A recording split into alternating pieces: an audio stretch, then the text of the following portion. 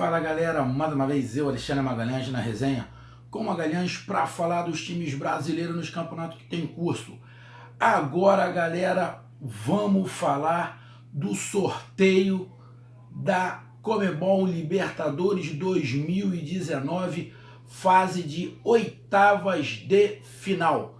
Tivemos o sorteio, já temos os confrontos, o que muitos até temiam, confrontos entre brasileiros, não aconteceu. Vou ser bem sincero, meu amigo torcedor dos times envolvidos, dos 6 times envolvidos, tá encaminhando para termos um time brasileiro na final. Pelo chaveamento, estamos caminhando para isso. Os times brasileiros são fortes, estão em maior número e podemos chegar numa semifinal só com brasileiro. Então, negócio, gostei do que eu vi. Depende do futebol brasileiro, é lógico, mas eu gostei do chaveamento. Lógico, algum time ia ter que pegar pedreira, o que aconteceu. Mas a gente vai falar do chaveamento aqui e a minha análise rápida sobre esse sorteio. Então vocês, meu amigo, desses 6 times que estão na Libertadores, que foram agora para o sorteio, e todos que gostam do futebol, peço que vocês curtam, compartilhem, inscrevam-se no canal. Resenha com Magalhães, com layout novo, ó, layout novo. Vamos ter novidade aqui atrás, ó, onde está branco, teremos novidade também, teremos novidade aqui na camisa, mas isso é mais para frente um pouco. Mas eu peço a você que comente, que divulgue o nosso canal, não esquecendo, estamos no YouTube, Facebook, no Instagram, e dê seu like, que é muito importante para o crescimento do nosso canal, que o canal é nosso para a gente bater papo sobre o futebol. Antes desse sorteio, tivemos o sorteio da Copa Sul-Americana, onde tivemos aí o Fluminense, o Atlético Mineiro, o Botafogo, que entraram nesse sorteio. Se eu não estiver enganado, eu acho que o Fluminense que pegou o time mais encardido, se eu não estiver enganado, mas depois eu vou fazer um vídeo falando sobre esse sorteio da Sul-Americana, onde tem os brasileiros, e aqui do Rio temos 2, o Fluminense e o Botafogo. Então aguarde que eu vou fazer também o vídeo sobre o sorteio da Sul-Americana. Mas agora é sobre a Libertadores da América, oitavas de final. Então vamos lá, galera. De cara, saiu o Godoy Cruz. O Godoy Cruz, dos 16 times, foi o último colocado entre os segundos em segundo lugar. Se fosse naquele modelo antigo, ia cair justamente isso. O primeiro contra o 16º. Ia cair justamente isso. E caiu, vamos lá, aqui, ó. Isso aqui, ó. Tá aqui. Aqui. Palmeiras e Godoy Cruz ali. Palmeiras e Godoy Cruz. Bom, vamos ser sinceros, né, meu amigo? Era o que todos os times do Brasil que estavam no pote A queriam enfrentar. Era o Godoy Cruz. Então, neste confronto, não tem como não falar que o Palmeiras é favorito. E também não tem como não falar que de todos os chaveamentos, o menos complicado é esse. Temos um outro também, não tão complicado, porém o time se enrola um pouco de vez em quando, mas a gente já vai falar. Então tivemos ali o Palmeiras enfrentando o Godoy Cruz, que era o sonho de consumo de todo mundo. Agora o Palmeiras tem que se fazer valer por essa superioridade, que todos sabem que tem, e passar de fase. Passando de fase, pelo chaveamento da Conmebol, o Palmeiras vai pegar o confronto entre Grêmio e Libertad. Primeiro jogo aqui no Brasil e o segundo no Paraguai. O Libertad começou muito bem, ganhando geral, ganhou os 4 primeiros, mas depois deu uma caída e perdeu as 2 outras partidas, mas mesmo assim ficou em primeiro lugar. Confronto aonde, se o Grêmio for o Grêmio que a gente conhece, e tem tempo para isso, porque vai ter a parada aí para Copa América, também coloco o Grêmio como favorito em relação ao Libertad. O Libertad fez uma grande chave de grupo, fez, mas ainda vejo o Grêmio com força e com futebol para passar. Aí já teremos no chaveamento de quartas de final, já poderemos ter Palmeiras e Grêmio. O couro come, filho. Aí o bagulho muda de patamar, é briga de cachorro grande, mas vejo que nesses 2 primeiros confrontos, a meu ver, tanto o Palmeiras quanto o Godoy e o Grêmio quanto o Libertad, na minha percepção, não sendo só patriota, mas pelo futebol e pelo que eu vi de alguns jogos, o Grêmio, se não der os moles que deu e tá dando até o momento, em algumas partidas, acredito que o Grêmio dê para passar. Mas tem que melhorar. Tem que melhorar o seu futebol. O futebol que o Grêmio fez contra o Corinthians foi uma coisa horrorosa. Tudo bem que o Corinthians não ajudou, tá? Esqueci. Ainda temos o Corinthians na Sul-Americana. Esqueci. Então, para mim, o Grêmio se encaixando de novo, acredito o Grêmio ser favorito contra o Libertad. No caso do Palmeiras, não. É favorito. É favorito e ponto. Aí temos também, no mesmo lado da chave, a meu ver, o segundo jogo dos brasileiros aonde tem o favorito. Depende muito do time brasileiro. Estamos falando do jogo entre Flamengo e Emelec. Que o Emelec também era o sonho de consumo dos outros brasileiros. Porque o sonho de consumo era pegar ou Godoy Cruz ou Emelec. E não era pegar nem River Plate, nem Grêmio e nem Atlético Paranaense. Está falando em relação aos segundos colocados. E o Flamengo pegou um dos times que todos queriam pegar. É o Emelec. Que sim. Pode dar trabalho ao Flamengo? Pode, porque passou de fase. Mas o Flamengo é favorito. O Flamengo é favorito. O Emelec, se viu alguns jogos, é bem limitado. Bem limitado, igual a LDU, que é bem limitado, mas tem altitude. Mas é bem limitado. Eu coloco o Flamengo, desde que o Flamengo também pare de dar mole igual o Grêmio. Se o Flamengo jogar igual jogou contra o Peñarol, se o Flamengo jogar igual jogou contra o LDU em casa, se o Flamengo jogar como jogou igual o Cruzeiro pelo Campeonato Brasileiro, o Flamengo passa com facilidade não, mas passa. Sem um sofrimento tão grande. Mas tem que jogar futebol. Isso tudo ainda falando hipoteticamente. Então, coloco nesse confronto Emelec e Flamengo, Flamengo e Emelec, o Flamengo como favorito. Então, já falei de 3 brasileiros. Palmeiras, para mim, favoritaço contra o Godoy Cruz. O Grêmio contra o Libertad, que para mim o Grêmio leva uma vantagem, mas tem que se organizar um pouquinho mais e voltar ao que era o Grêmio antes. O Flamengo contra o Emelec, que o Flamengo oscila muito, mas pode, depois do que aconteceu no Peñarol, o time pode encorpar mais um pouquinho. Tem agora peças que o Flamengo pode jogar com a marcação mais pesada. Então, acredito, pelo time do Flamengo, que dá para o Flamengo passar. Com o pé nas costas, não. Ninguém vai jogar para passar com o pé nas costas. Mas, a meu ver, o Flamengo é o favorito. E temos Nacional contra Internacional. O Inter de Porto Alegre pegando Nacional. Já não é tão molezinha, ou não é tão, assim, mais favorito do que no caso o Palmeiras e do que no caso o Flamengo.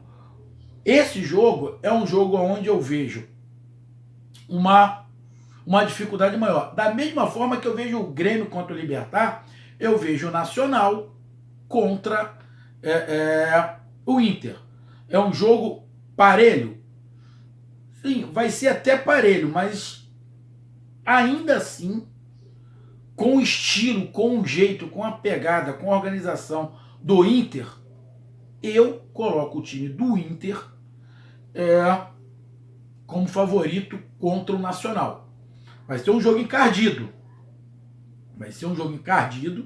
Não é nada fácil, mas coloco principalmente pelo segundo jogo sem casa, eu coloco o Inter também como favorito.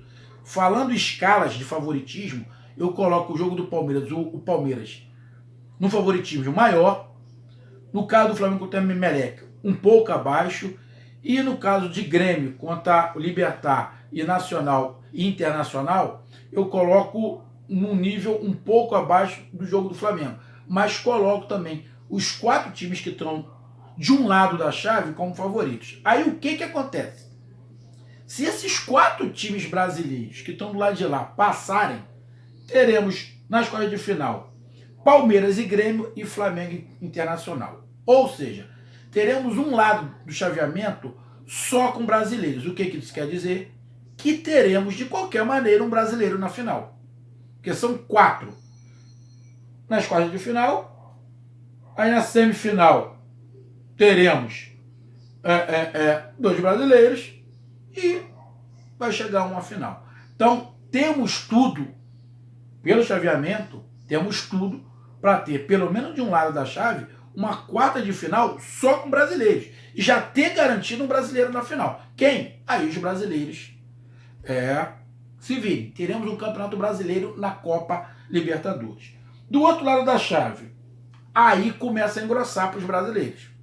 Do lado de cá, temos River e Cruzeiro. Aí o negócio começa a pegar fogo. Apesar de os times argentinos estarem voltando de férias, o River que o Cruzeiro vai pegar, o Cruzeiro não sabe qual é o River. Será que vai ser esse que jogou a fase de grupos? Pode ser, mas eu acredito que terá mudanças nesse time do River, terá contratações, vai ter jogadores saindo, jogadores chegando. Acredito que o River vai botar dinheiro para contratar jogadores de qualidade. Então a gente ainda não sabe direito qual é o River que o Cruzeiro vai enfrentar. A gente sabe que vai ser um River forte, porque no mata-mata o River é enjoado. Os times argentinos são enjoados e é o último campeão da Libertadores. Então, nesse caso, tivemos um brasileiro pegando, a meu ver, o time menos qualificado que é o Godoy Cruz, mas também tivemos o brasileiro pegando uma carne de pescoço que é o River Plate. Então, o Cruzeiro vai ter 2 jogos encardidos, tanto fora quanto em casa. Só que, se o Cruzeiro estiver oscilando do jeito que está, eu não tenho como colocar o Cruzeiro como favorito. Nesse jogo, sinceramente, eu coloco meio a meio. Coloco meio a meio, até porque não dá para avaliar, porque a gente tem que saber como é que o River Plate tá. Mas a gente se baseando pelo que a gente viu na fase de grupos, mas o River ficou em segundo no seu grupo, o Cruzeiro em primeiro. Bom, o Palmeiras ano passado ficou em primeiro também no seu grupo e não foi campeão. Então, esse negócio de ficar em primeiro e segundo é bem complicado. Então, nesse jogo, até agora dos brasileiros que eu falei, eu não coloco o Cruzeiro como favorito. Eu coloco em pé de igualdade, desde que o Cruzeiro volte a ser aquele Cruzeiro que a gente conhece. Mas o Cruzeiro tem tempo, é só após a Copa América, o treinador já está lá há 3 anos, pode ter contratação, pode melhorar o desempenho do Cruzeiro, que realmente, a gente tem que ser sincero, o Cruzeiro está oscilando demais. Temos São Lourenço e Cerro Porteño, que é o outro chaveamento. Quem passar de River e Cruzeiro pega São Lourenço ou Cerro Porteño. Aí temos ainda LDU e Olímpia. E o último brasileiro que a gente fala aqui é um confronto que já teve, que causou muita polêmica e tem tudo para ser o jogo mais explosivo dessa fase. Atlético Paranaense e Boca Juniors, de novo, sendo mais uma vez o primeiro jogo, como foi na fase de grupos, na Arena do Furacão, e vai decidir lá contra o Boca Juniors. Dessa vez tem o árbitro de vídeo, mas como eu falei, na boa, jogando lá mesmo com árbitro de vídeo, quem mexe o árbitro de vídeo, quem tá lá, é ser humano, filho. Vai ter pressão de qualquer maneira, vai ter nego dando bico na porta da onde está o árbitro de vídeo. Não tem jeito. E o árbitro que está lá embaixo, a decisão é dele. Então, independente do que o árbitro de vídeo fale, se ele não quiser acatar, o árbitro é ele que vai dar o ponto final. Então, esse jogo é explosivo. Favoritismo de quem? Não tem. A gente está falando do Boca Juniors, que é o mesmo caso do River Plate. A gente não sabe qual é o Boca Juniors que vai estar lá. Esse Boca Juniors que o Atlético Paranaense enfrentou, o Atlético Paranaense foi melhor. O Atlético Paranaense deu uma lavada no Boca Juniors em casa e no segundo jogo o Atlético Paranaense só perdeu porque o juiz deu uma colaborada monstro, deu uma garfada no Atlético Paranaense lá. Então, se for esse mesmo time, o Atlético Paranaense já sabe o que tem que fazer. Não digo que tem vantagem, porque o segundo jogo é lá. O segundo jogo é lá. Se fosse os resultados que aconteceram, o Atlético tinha passado de fase. Porque foi 3-1 aqui, 2-1 lá. Então o Atlético tinha passado. Mas a gente tem que ver qual é o Boca Juniors. A vantagem, mais ou menos, que tanto o Atlético Paranaense vai ter e o Cruzeiro vai ter, é que tanto River quanto o Boca Juniors vão estar voltando de férias. Eles não vão estar com a preparação física em dia, não vão estar com o conjunto em dia, não vão estar com o ritmo de jogo em dia. Então é uma grande oportunidade, principalmente, o Cruzeiro não, que joga a primeira fora e a segunda em casa, mas principalmente para o Furacão, que joga a primeira em casa, fazer um resultado elástico para quando chegar lá, ter uma margem de segurança. Então, o Furacão tem que aproveitar esse primeiro jogo, porque o Boca vai estar voltando de férias. Por este motivo, eu coloco o Atlético com uma vantagemzinha justamente por causa disso, por causa do ritmo de jogo. A situação é que o Atlético Paranaense também não vai estar em ritmo de jogo, porque aqui vai ter a Copa América. Então vai ficar parado, pode fazer amistoso, mas é diferente. Então, se o Campeonato Brasileiro continuasse correndo, eu colocava o Furacão com vontade. Só que aqui vai parar também. Então vai perder ritmo de jogo. Pode ganhar em preparação física, mas perde em ritmo de jogo. Mas o Boca vai estar com menos ritmo ainda. Mas eu coloco, sinceramente, a gente está falando de Boca Juniors e River. Então eu coloco o Boca Juniors em pé de igualdade com o Atlético Paranaense. Pode acontecer qualquer coisa. Mas é o jogo mais explosivo das oitavas de final. Que se criou uma rivalidade que vai se eternizar. Boca Juniors e Atlético Paranaense, por tudo que aconteceu no último jogo, as declarações do treinador do Furacão. Então, para terminar, se vamos falar quem pegou a molezinha, a meu ver, o Palmeiras. Quem pegou a carne de pescoço, a meu ver, Cruzeiro e Atlético Paranaense. Então, foi dentro do possível melhor do que pior para os brasileiros. Poderia ter sido pior, poderia ter tido confrontos entre brasileiros e os outros brasileiros pegando Boca e River. Aí poderia ser bem complicado, mas não. O chaveamento ficou a contento, principalmente o do lado de lá, onde tem Flamengo, Palmeiras, Inter e Grêmio. chaveamento lá de lá ficou mais a contento, mais suave para os brasileiros.